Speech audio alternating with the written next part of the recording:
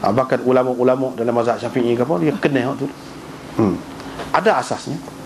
Secara tu pun cukup dah asas. Cukup dah.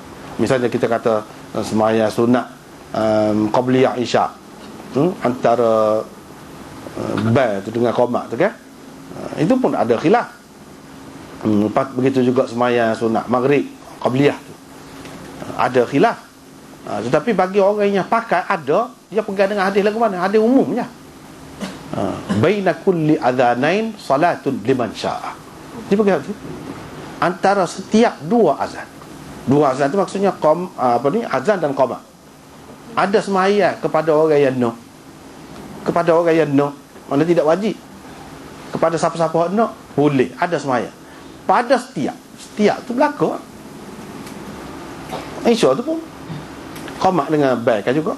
Murid pun gitu. Dia pegang dengan umum gitu. Ada hadis lagi. Hak kata tak ada.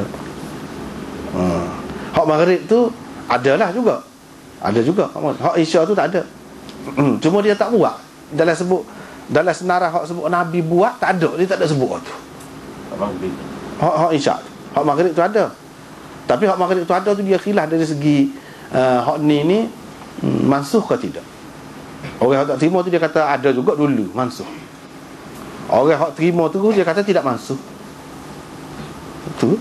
Ada hadis mansuh. Mana? Hadis jelas menunjukkan hadis mansuh. Memang ada. Ada. Dalam Abu Dawud kan kita jumpa kan? Ada. Dia jelas tu menunjukkan dulu kami sembahyang. Pada tu dah. Ataupun dia menunjukkan ada orang berasa pelik buat gitu. Maknanya pelik tu mana orang tak buat dah lah. Padahal dalam hadis ada. Bapa tak buat, menunjukkan mansuh lah. Gitu. Dia itu ada tanda-tanda dia lah. Kita nak tahu mansuh ke tidak tu ada tanda-tanda. Lepas tu air susu berasal dari syurga ni.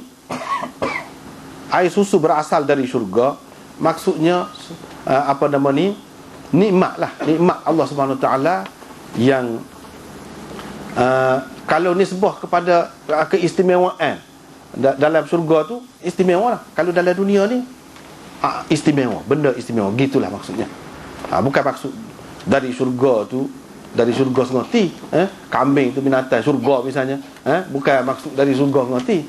Maksudnya binatang yang layak, yang sesuai, yang akan ada di dalam syurga, dengan keadaan yang sesuai dengannya lah.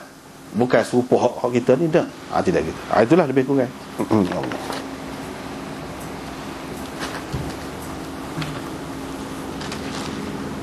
Ni soalan lagi yang membezakan infak dengan sedekah ni.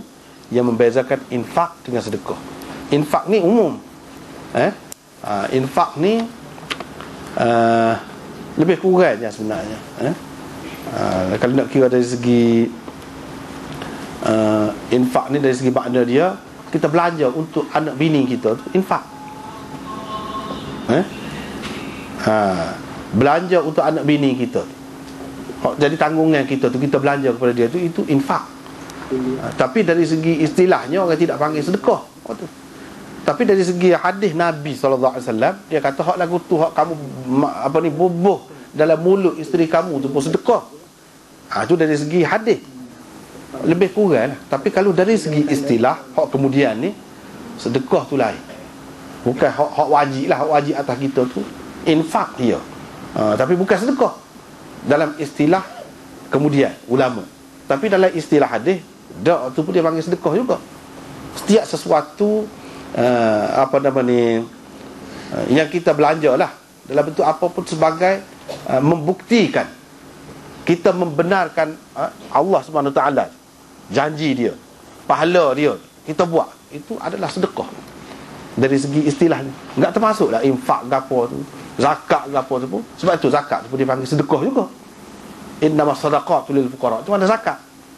Sebab ini adalah tanda bukti kita membenarkan Allah Subhanahu Wa Taala. Kalau dia perintah tu, kita tu. Jadi sedekah ni makna lebih umum. Bahkan sedekah tu sekala-kala senyum tu sedekah kan. Buai sapah tengah jalan tu pun sedekah, lebih umum. Makna dia membuktikan kita ni ikut perintah Allah SWT.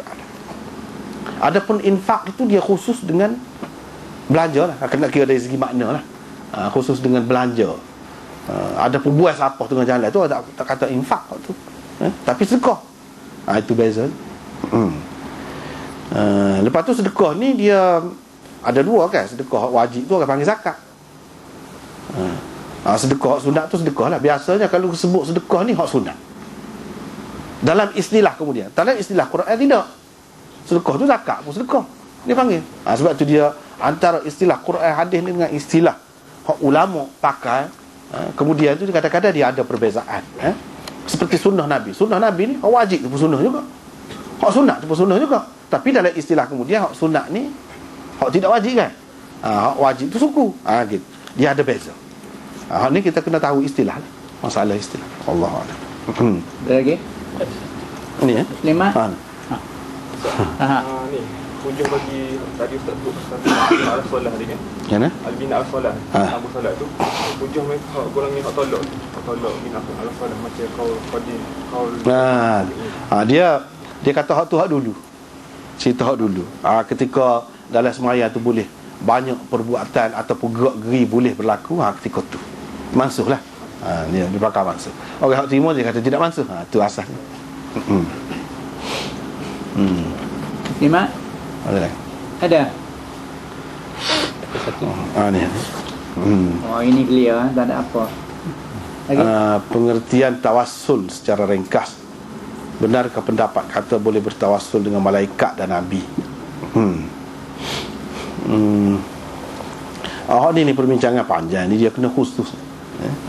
Tapi kalau nak secara ringkas, tawassul yang disepakati lah semua terima. Orang panggil tawassul bil a'malis salihah. Tawassul dengan amal soleh. Wabtaghu ilaihil wasilah. Dalam Quran tu maksudnya kita mendekatkan diri kepada Allah dengan kita beramal soleh. Bukan maknanya bila kita nak doa kita cari tok wali ke apa, kita minta dengan dia lah, biar dia minta. Bukan lagu tu. Wabtaghu ilaihil wasilah. Maknanya kita buat amal. Amalan itulah yang akan mendekatkan kita dengan Allah Subhanahu Wa Taala. Itu tawassul. Dan dalam hadis kan, dalam hadis Bukhari ni pun ada, kitab-kitab lain pun ada kan. Orang zaman dulu lah, orang zaman dulu Nabi cerita, orang zaman dulu hok masuk dalam gua tu kan. Masuk dalam gua, tutup gua tu. Lagu banolah nak tubik ni kan. Ni masing-masing kita berdoa lah, sebutlah amalan hok paling dia harap di sisi Allah Subhanahu Wa Taala. Sebut tu. Itu tawassul. Ya Allah, Engkau tahu aku ni gini-gini, aku buat ni ikhlas, tak ada kerana lain, kerana mu semata-mata. Kalau nak kira ikut nafsu gak gini. Tapi hari tu aku tak buat kerana mu semata-mata. Dengan bertawassul dengan itulah amal soleh kita buat tadi, mintalah Tuhan. Minta dengan Allah SWT. Tapi dengan menyebutkan amal soleh kita buat, mungkin orang tak tahu. Kita simpan sendiri. Kita rasa ni lah ni bekal kita. Jadi kita boleh guna tu untuk cakap dengan Allah Subhanahu Taala, mengadu hal kepada dia dengan sebut kalau tu orang tidak pakai ukit tu lagu tu. Itu tawassul boleh lagu tu.